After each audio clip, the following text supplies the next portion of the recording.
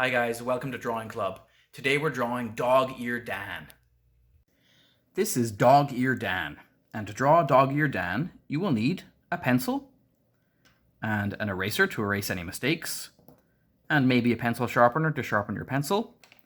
And you'll need a black marker and or a black pencil crayon to outline with at the end.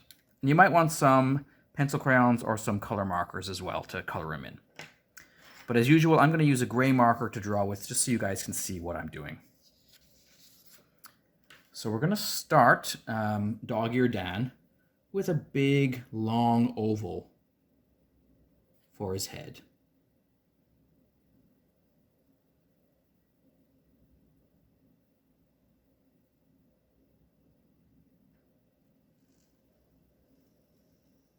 Just like this. Okay. For his eyes, we're going to do 2 circles. One like that. And another one like that. And remember, if I'm drawing too quickly, you can always pause the video and catch up. And because he's looking a little shocked, he's just got these tiny little eyeballs there. And then he's got some kind of sad or worried or uncomfortable looking eyebrows. So they go down at a little bit of an angle, just to show that he's not feeling very good about what's happened to his ear. Okay. And then I'm going to put 2 little lines in underneath his eyes also to kind of show that he's surprised or shocked or he's just not very comfortable. Just like that. Now his nose is going to be a sort of a heart shape, so I'm going to draw a curving line like this and bring it down like that, and then try to do the same on the other side.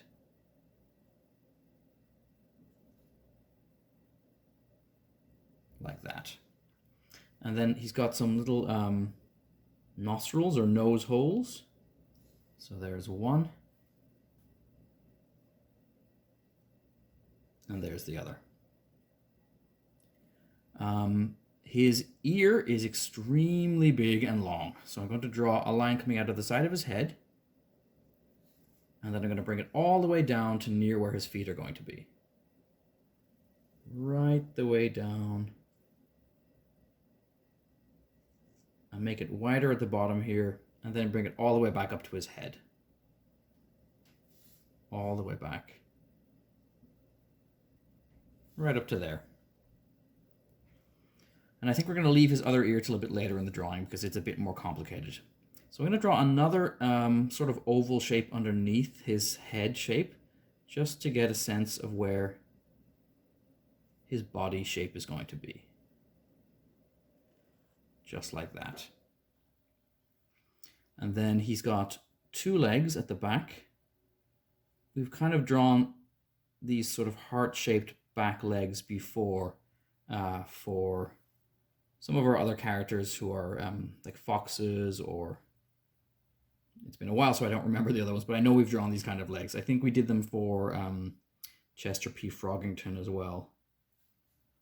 Just like that. And then his front legs, I'm going to draw a line here and another line here.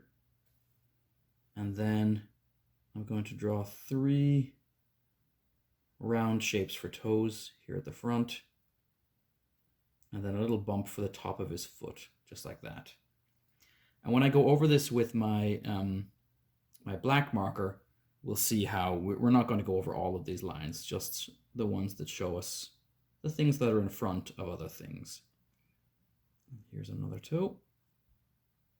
And there's the other front foot. Okay. Now this dog has these kind of jowls, or these kind of like flappy parts of his mouth. So we'll put those in next. And I think, you know what, before I do that, I'm going to change the shape of his head a little bit, because in my original drawing, his head kind of comes in and out. So I'm just going to go along the side here like I did before, but I'm going to come in a little bit here, out a little bit here, and in a little bit there. I'm going to do the same over here. I'm going to come in a little bit beside the eye, out for his cheekbone, and then in again when we're coming down to the mouth. And now I'm going to draw those flaps for his mouth. So they're going to come down and back up, and then a little bump and take it right up to where the bottom of the nose is there. And then the other side of his mouth is coming out a bit further because he's making a little face because he's not comfortable. So I'm going to do that. And then I'm going to bring it right outside the line I've already drawn there. And then another little line here. And then for his mouth, I'm going to draw the bottom of his mouth is a kind of an up and down, like almost a flat W shape. And then one right underneath it as well for where that lip is.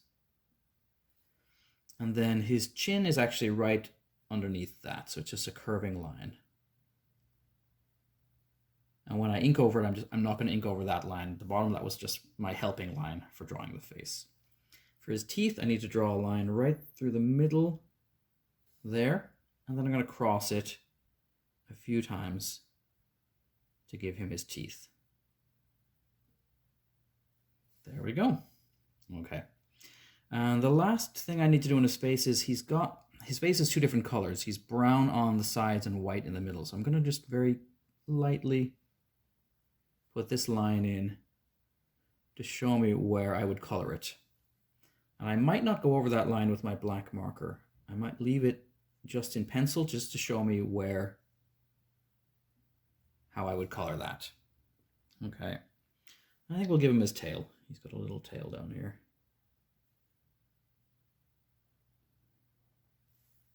Okay. And now we're going to look at that more complicated, twisted up ear, his dog ear. Okay, so I'm going to draw a couple of curving lines like this. This one I'm going to bring all the way up and around and back down again, like that. And it makes it look like it's been folded over once, and then I'm going to fold it over again with another loop like that. And then I'm going to continue. Now, of course, if you don't want to draw him looking like he's got his ear twisted up, you could always draw the other ear just the same as this one and have it come down here, and that would be fine too. And he'd probably be a lot happier. Poor old dog ear Dan. I'm just going to make this ear come out from his head like this. And there we go. And that's all we need to do for the penciling part of Dog Ear Dan. I'm going to draw the book as well, but the book is sort of something extra. You don't have to put the book in if you don't want to. I'm going to start the book by drawing a kind of a rectangle. But this bottom line, I'm going to make it curve. Like that. And I'm going to draw another one here. But I'm going to draw a little triangle in the corner to show where the page has been folded over. Like that. And then I'm going to add a few extra pages just by making straight lines just at the top and side of the pages I've already drawn. Like that. And I'll put a little bump where what they call the spine of the book is. It's the part that kind of keeps it all together. And then I'll draw just a regular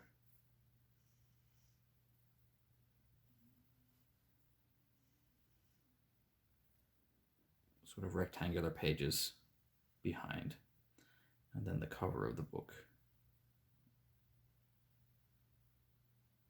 Like that. Okay. And I think that's all we need to do with our pencil. So the rest of the drawing I'm going to do with my black marker. And let's get started. So you might remember we've talked a little bit about taking care of library books before here at Drawing Club. We looked at, I think it was Chompin' Chuck, who was a character who liked to eat and read at the same time, and we talked about why that's not a good idea. And we talked about Fish Frog Phil, who is a character who takes good care of books and make sure that they don't get wet. So we kind of talked about when we go to the library and we talk to the librarian, or when we talk to our teachers about, taking good care of books, what are some of the expectations or some of the rules of using the library?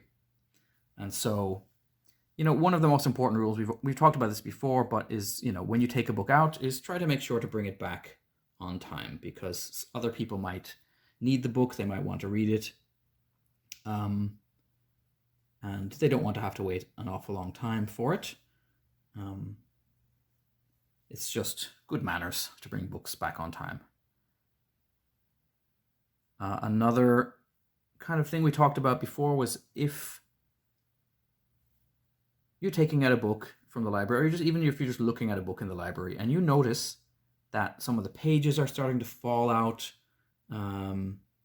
or that this part of the spine is bent or broken, the best thing to do is to take the book right to the librarian and show the librarian the problem, because librarians sometimes have special little tricks they can do to help take care of books and fix them up again. There's certain kinds of glues and tapes and other things that librarians can do to help fix up a book and make it okay for other people to read again. Especially if you wanted to take it home. You wouldn't want to take a book home and then find that the pages were falling out in your bag, and just wouldn't be good. And there's nothing worse, and this has happened to me a few times in my life, there's nothing worse than reading a book and getting to near the end and finding out that the last few pages have fallen out, and then you can't finish the book and you don't know what happened. Or sometimes if you're reading a book and then some of the middle pages are gone and you miss a part of the story, and that can be really annoying. So those are, some reasons why you would want to show a damaged book to the librarian.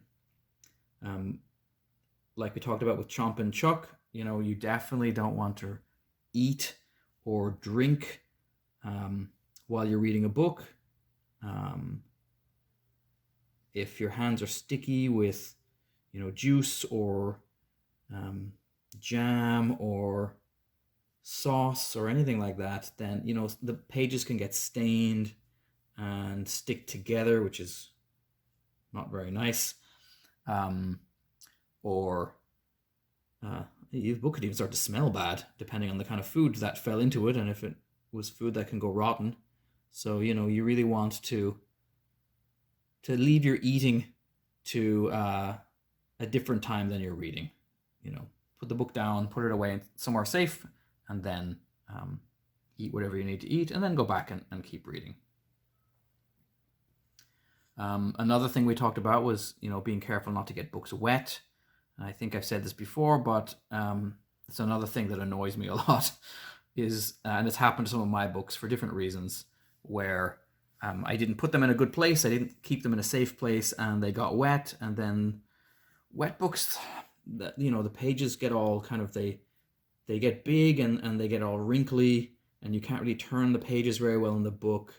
And wet books sometimes smell bad too. And I had to throw out a bunch of my books because I put them in boxes near to a place that was wet, and I hadn't really paid close attention to where I was putting them. And then I didn't look at them for a few years, and when I went back, all of my books were ruined from being in that wet place. And so probably that's not going to happen to you, but what could happen to you is you might take a book outside in the rain. And if that happens, then a book is going to get wet, or in the snow as well. So, sometimes we have plastic bags or Ziplocs that we can put books inside before we put them into our kit bags or our backpacks. And that can help keep them safe as well. Even if it was raining on your way home, you'd know that the book was inside a plastic bag and it would be nice and safe. And then, the picture we're drawing right here of poor old dog-eared Dan, what's happened to his ear here is it's being twisted, and that's exactly the same thing that's happened to this book page. And that's one of the reasons we call this, if somebody folds the corner of a page like this, we call it a dog ear. We call it, making a dog ear, or the book is dog-eared. And it's something people do sometimes to mark the page because maybe they don't want to forget where they were reading. But it can be very annoying if somebody has done this to a book that you took out of the library, or to one of your books. If you lent somebody one of your books and you got it back and the pages were all folded up like that, you probably wouldn't be very happy. Because then every time you go to open the book, it always opens to that page. Or you might think that you had put that, well, hopefully you don't make dog ears, but, maybe you think, well, why did I put this fold here? So there's much better ways. So, when you do make a dog ear, it's kind of like doing this. So you take the page and then you fold it like that. But instead of doing that, what you should really do is you're going to use a sticky note. A sticky note's a great thing to do because the glue in a sticky note doesn't stick forever, and it doesn't ruin the book. And that's a great way. Or sometimes, if you have a bookmark, bookmarks can be really cool. They sometimes have pictures on them and things like that. I usually use a bookmark, or I will even just, if I have a piece of spare piece of paper that I don't need, I'll just put it into the book on the page that I'm on to mark where it is. Okay, I think we're just about done here. I will go over that line again, just very carefully, just to remind myself this is where I would color the two sides of his face. And then I think I forgot to draw something down here. He also had some color patches on his sides. Dennis here is a basset hound, which is a kind of dog that's very good at smelling things. He's got a very strong nose.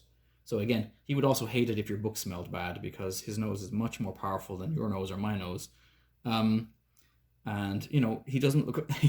I mean, how does he look with his ear twisted up like that? Not very happy. Exactly the way a book would feel. In fact, let's make a little sad face on our book right there to show us that our book is not happy the same way that Dan is not happy about having his ear twisted up, having a dog ear. Our book is not happy about having a dog ear either. Okay, so I'm going to bring us back to our color version. So most basset hounds like Dan here are this kind of brown color. So I gave him long brown ears, the brown two sides of his face. They're usually sort of white in the middle and have a white body. And then I gave him some brown patches on the sides, a bit of brown on his tail there. And then his nose I colored with my color pencils, kind of a mix of black and dark blue and pink and a bit of brown. But again, you could change the colors to anything you wanted. And the book, I gave it just a red cover, and that's it. All right, so thanks so much for listening, and I can't wait to see you guys again.